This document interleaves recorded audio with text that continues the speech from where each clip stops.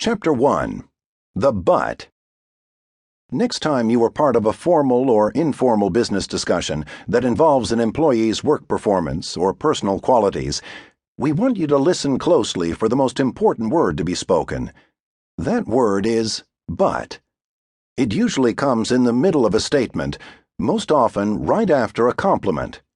As soon as but is uttered, people lean forward in their chairs in anxious anticipation to hear what imperfection or affliction one of their colleagues may have. This is what we're talking about. Jim is a great marketer, but he can't close the deals. Rachel works hard, but she can't prioritize. Larry is a great producer, but he's a lousy manager. Stephen is an effective individual performer, but he doesn't leverage the network. Samantha is good at tasks, but she is not a strategic thinker. Lisa has plenty of IQ, but she has no EQ whatsoever. Right now you are saying, "Oh, I get it, but that's a really clever word," and you're right. People say that all the time when they talk about other people at work. There's more to this little word, however, than meets the eye. We don't know what your butt looks like, and we certainly don't know how big it is. We also don't know what your colleagues' butts look like or how big they are. We do know, however, that you and your teammates have butts, because everyone we have ever met has at least one.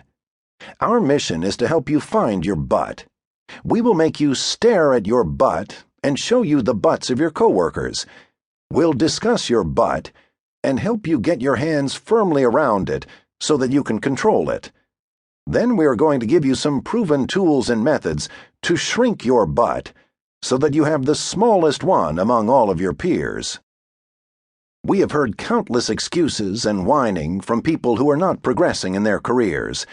It's amazing how many people blame others for their situation, or how many make up reasons or excuses for why they are unfulfilled or underutilized in their current job.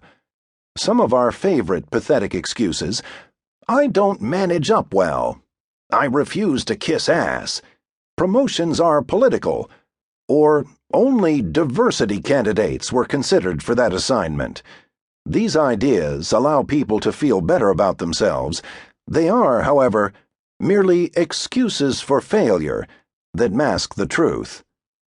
Let's start with a very common but that is well known in almost every office. We're sure you can name a few colleagues with this particular affliction. Butt break. The talker. Cassandra is really smart, but she never shuts up.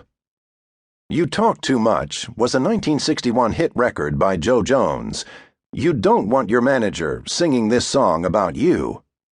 People who talk too much make their managers worry they will screw up a client presentation or suck the energy out of the next management committee meeting. If you speak a lot more than you listen, you most likely have a problem. In fact, you may even have a nickname like Chatty Cathy or Mr. Blah Blah Blah. Every company has someone who has perfected the art of talking long after everyone else has stopped listening. This but is particularly annoying if the person talks mostly about himself or herself. Once the talker gets on a roll, they're like the bus in the movie Speed. No matter how many times you try to knock their chatter off the road, somehow it just keeps going. How is it that they can talk so much and say so little? And when they do it with clients, you have to muster every ounce of composure to stop yourself from strangling them. If you are an incessant talker, please stop now.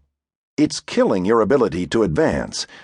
Self-awareness is one of the most important qualities of a leader, and talking too much is the surest sign you lack that important quality.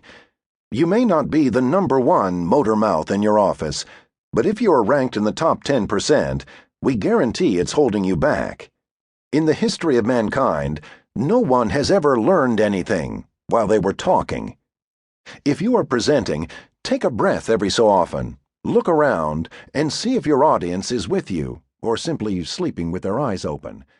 Early in Joe's career. To keep listening to this audiobook, I've left you a link in the description so you can do it at no cost thanks to Audible's 30-day free trial.